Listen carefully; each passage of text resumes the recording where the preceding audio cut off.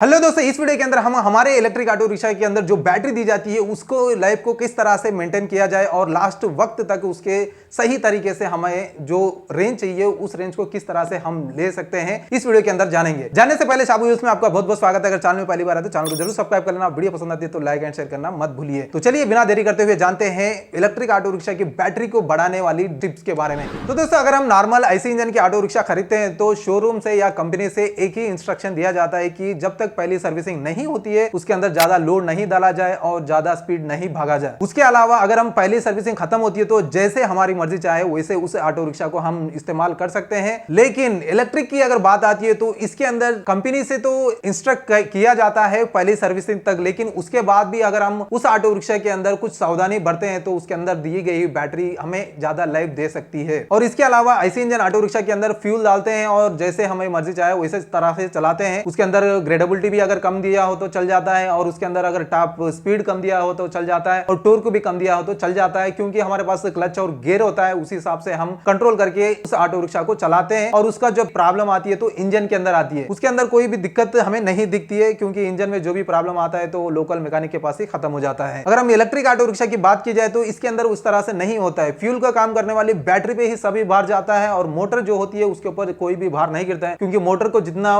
Voltage current लेने के लिए वहां पे इंस्ट्रक्ट किया होता है उतना ही पावर वहां से लेती है। लेकिन बैटरी के अंदर अगर हम सावधानी नहीं बरते हैं उसको किस तरह से इस्तेमाल किया जाए, किस तरह से चार्जिंग किया जाए, ये सब हमें नहीं पता होता है तो बैटरी के अंदर दिक्कत आ सकती है और पूरे ओवरऑल ऑटो रिक्शा के अंदर बैटरी ही सबसे ज्यादा बजट खाती है। तो इसीलिए इस वीडियो के अंदर हम जानेंगे टिप्स जो कि ऑटो रिक्शा के बैटरी के जो लाइफ है उसको बढ़ाने में और उसको सेफ रखने में हमें मदद कर सकते हैं। तो शुरुआत करते हैं हमारी इलेक्ट्रिक ऑटो रिक्शा को चार्ज करते वक्त क्या सावधानियां बरतना चाहिए। उनमें से पहली टिप आती है, हमारी इलेक्ट्रिक ऑटो रिक्शा को ओवरनाइट कभी भी चार्ज नहीं करना चाहिए। हम कभी भी बिजनेस करते हैं दिन भर और रात में आके लगा के फिर दिन भर लेके जाते हैं, लेकिन ओवरनाइट चार्जिंग करने से हमारी बैटरी की जो लाइफ है वो कम होती है। जैसे कि हम हमारे मोबाइल फोन को 100% चार्ज करने से एक पॉइंट कम होते रहती है उसकी लाइफ, इसी तरह से हमारे इलेक्ट्रिक ऑटो रिक्शा की जो बैटरी है उसकी भी लाइफ लॉन्ग टर्म में कम होते रहती है। तो अगली बार आप अगर चार्जिंग पे लगाओगे तो ओवरनाइट लगाने से बेहतर है कि 90% चार्ज करके आपकी ऑटो रिक्शा को चार्जिंग से डिस्कनेक्ट कर दीजिए। तो चलते हैं अगली टिप पे।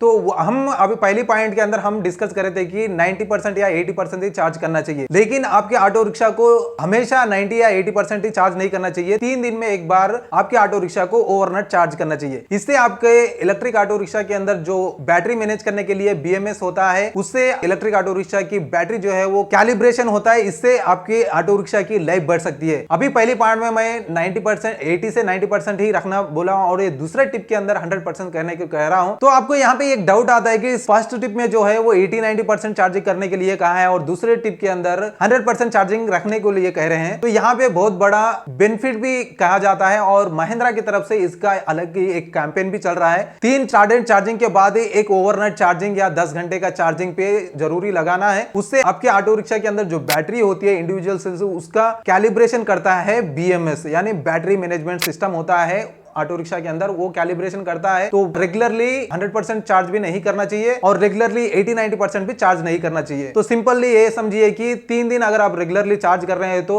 चौथा दिन आप 100% ओवरनाइट चार्जिंग पे रखिए और फिर 3 दिन रेगुलरली 80-90% पे चार्ज कर दीजिए और फिर कंटिन्यू इसी साइकिल को आप दोहराते रहिए। तो चलते हैं तीसरे टिप पे। दिन भर हम इलेक्ट्रिक ऑटो रिक्शा चलाते हैं और फौरन आते ही चार्जिंग पे लगा के हम घर पे जाके फ्रेश अप होते हैं, लेकिन ऐसा हरगिज नहीं करना है। जब भी आप ऑटो रिक्शा लेकर आते हो तो उसकी बैटरी जो है हीट होके रहती है, तो उसको एटलीस्ट 30 मिनट देना चाहिए, बैटरी कूल हो जाए फिर जाके आप चार्जिंग पे लगा के उसको चार्ज करना चाहिए। तुरंत आप अगर चार्जिंग पे लगाओगे तो हीट के वजह से आपकी इलेक्ट्रिक ऑटो रिक्शा की बैटरी डैमेज हो सकती है। तो चलते हैं चौथे टिप पे। आपकी इलेक्ट्रिक ऑटो रिक्शा जब भी आप चार्जिंग के लगाते हो तो आप वेदर कंडीशन का भी ख्याल रखना जरूरी है, क्योंकि ज्यादा टेम्परेचर में अगर आप इलेक्ट्रिक ऑटो रिक्शा की बैटरी चार्ज करते हो तो उसके अंदर भी ओवर हीट होके उसकी लाइफ डैमेज होने के चांसेस होते हैं और बैटरी फटने के तो कई सारे वीडियोस हम देख चुके हैं। तो वो भी बात याद रख लेना। आपकी वेदर अगर गर्म निकलती है तो आप चार्जिंग पे लगाने से थोड़ा सोच लेना।